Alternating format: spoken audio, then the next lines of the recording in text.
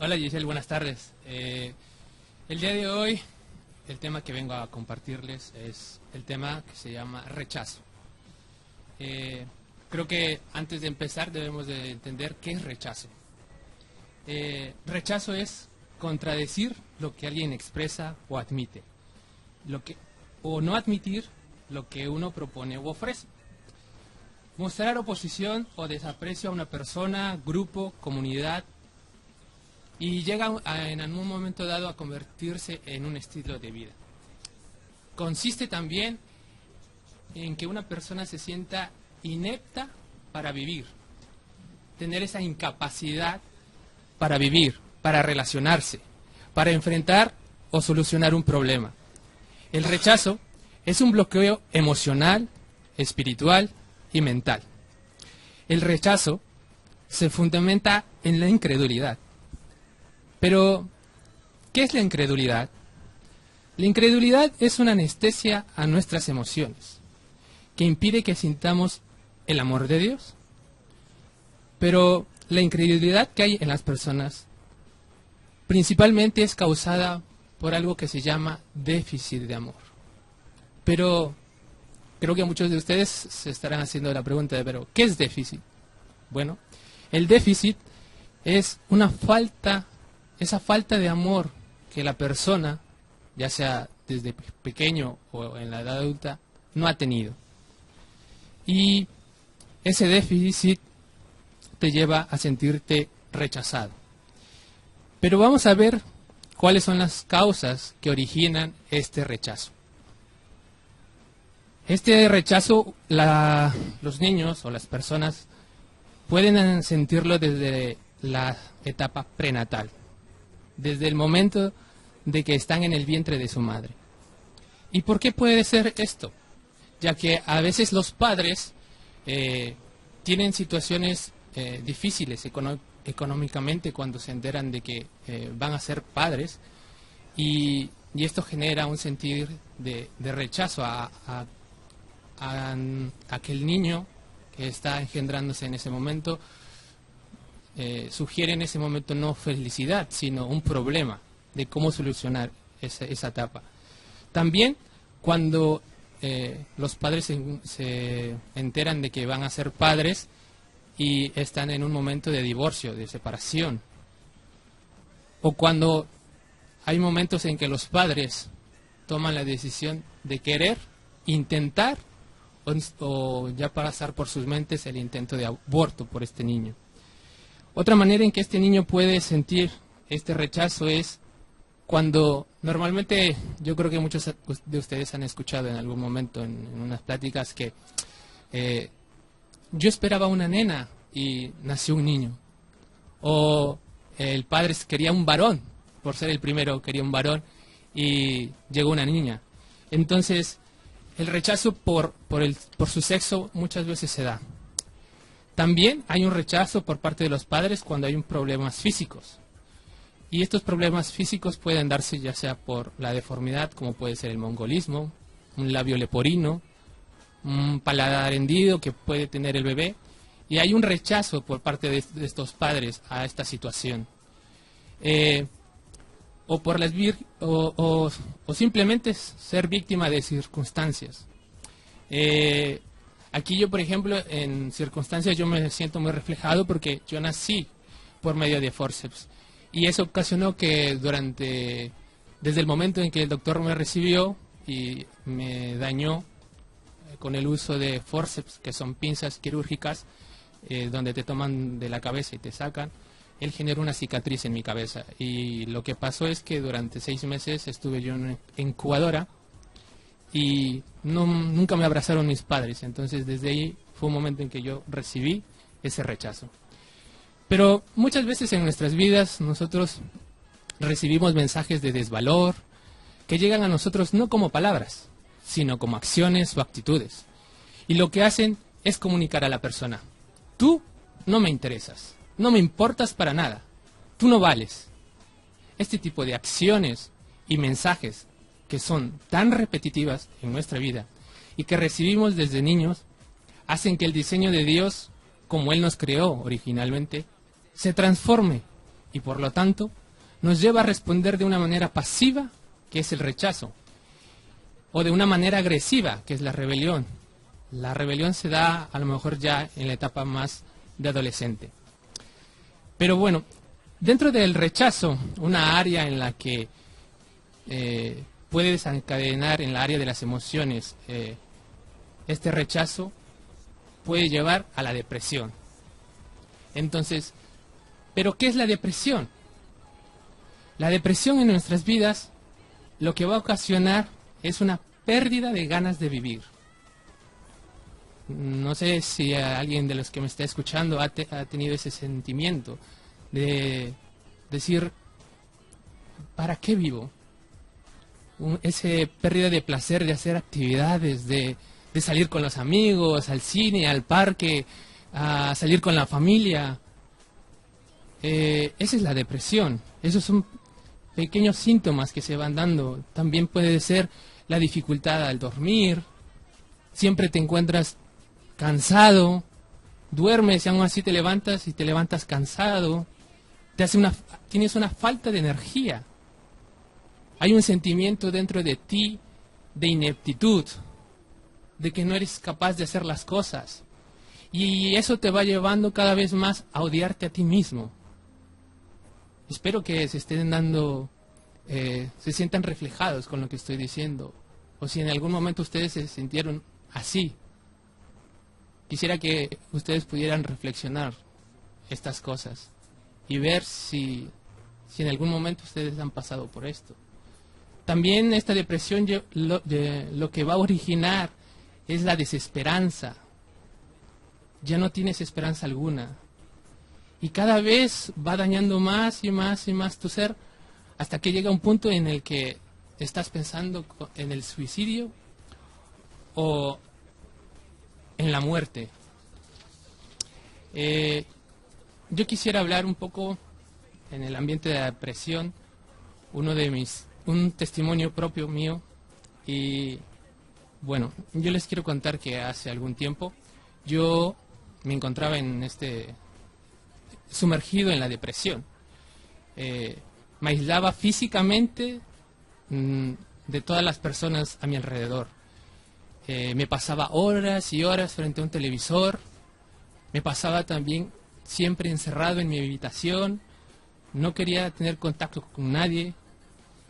Y no solamente me encerraba, sino que me pasaba horas también enfrente de un ordenador viendo pornografía, por internet, por revistas. Siempre me la pasaba durmiendo, siempre estaba cansado. Y no tenía relación alguna con nadie, ni siquiera con mis propios padres. Empecé a tener pensamientos de suicidio, de muerte, y yo mismo me decía, ¿para qué voy a vivir? ¿O para qué vivir? Si para nadie soy importante. Estos tipos de pensamientos para mí eran normales, y fueron creciendo con el paso del tiempo. La gente al verme no pensaría que yo era un chico que sufría de depresión, o un chico que deseara morir en vez de disfrutar de la vida que tenía. Pero bueno, mis padres, gente muy cercana a mí, se empezaron a dar cuenta de que cambió mi forma de hablar, de actuar, y fueron ellos los que empezaron a pedir ayuda para solucionar esto que me pasaba a mí. Y fue un matrimonio misionero que llegó a mi ciudad y contactaron con mis padres. Y este matrimonio me empezó a hablar de que había un Dios amoroso, un Dios que deseaba lo mejor para mí, que buscaba relacionarse conmigo. Al principio para mí fue esto es una locura, es algo improbable, pero aún así, con ese pensamiento, yo acepté la invitación, acepté su ayuda de ellos. Y bueno, ellos me invitaron a un campamento en Canadá durante 15 días. Y bueno, me adentré en ello y dije, sí, voy. Durante este tiempo fue un tiempo muy, muy bueno, muy hermoso, porque fue el momento en donde pude sentir la presencia de Dios. Y fue algo impactante, algo que me dejó sin palabras. Me explicaron que podía hablar con Dios como lo hago con un amigo o como lo hago con compañeros, con mi familia. Y un día me encontraba hablando con Dios y por un momento sentí una paz indescriptible. Empecé a llorar desconsoladamente porque le dije: Dios, si eres tú, quiero sentir tu abrazo. Y en ese momento una persona se me acercó, me dio un fuerte abrazo y me dijo: Dios te ama. Desde ese momento comencé a ver cambios en mi vida en mi manera de pensar. Los deseos de morir que tenía se transformaron en esos deseos de vivir, de disfrutar de la vida, de disfrutar de mis padres, de mis amigos, de las cosas que tenía. Al regresar del campamento quería tomar esas promesas de las cuales me habían hablado en ese tiempo en Canadá, de que Dios tenía para mí. Y no solamente tomar esas promesas, sino hacerlas mías. Seguí conociendo más de Él, pero también surgieron preguntas. ¿Y cómo me comunicaría con Él? ¿Cuál sería mi manera de vivir de ahora en adelante? Ahora deseaba salir de mi casa, disfrutar cada momento con mis padres, familias, amigos, recuperar todo lo que había perdido, todo lo que Satanás me había quitado. Y aunque yo no sabía que venían más retos a mi vida, yo sabía que a pesar de esos retos en mi vida, yo ya no estaba solo, que Dios estaba conmigo, que ahora iba a ser más fácil caminar en la vida. En un momento yo me puse a leer la Biblia y encontré un versículo que seguramente para muchos de ustedes en algún momento es muy conocido, que es el Salmo 18:2, y dice: Dios Jehová, roca mía y castillo mío y mi libertador, Dios mío, fortaleza mía, en el que confiaré. Y ese versículo me impactó mucho en ese momento. Y ha sido así. En Él tengo un camino sólido en el cual andar y me siento seguro, como en un castillo. Me liberó de sus pensamientos de muerte, me volvió a ser un hombre fuerte, un hombre valiente.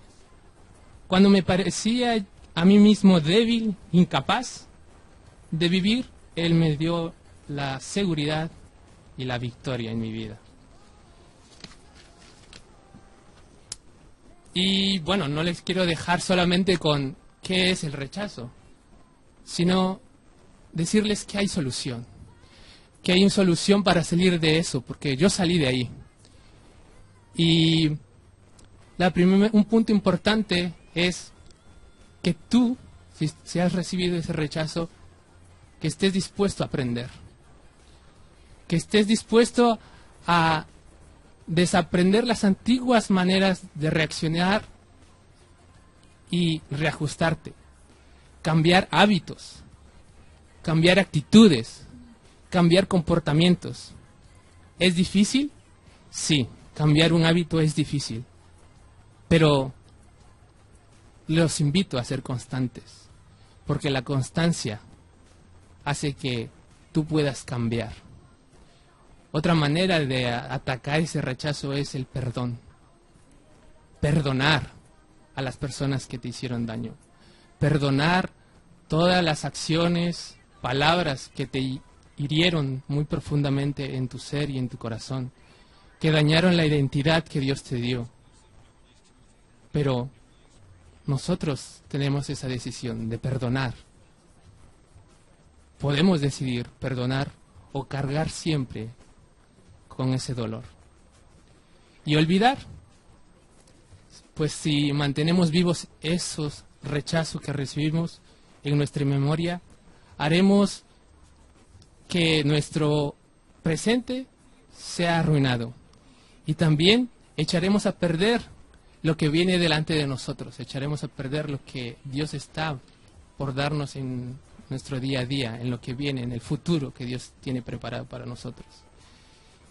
Y todo esto nos va a llevar a tener una reconciliación con los demás y vivir en libertad. Vivir en esa libertad de disfrutar la vida, de sentirse aceptado por Dios aceptar lo que Dios hizo en ti, cómo te creó, perfecto. Y Él es el que te ama, Él es el que te acepta, porque recordemos, somos imagen de Dios. Y bueno, eso ha sido todo hoy. Yo los quiero dejar con este pensamiento de no porque la gente te haya rechazado, vivamos así, como rechazados.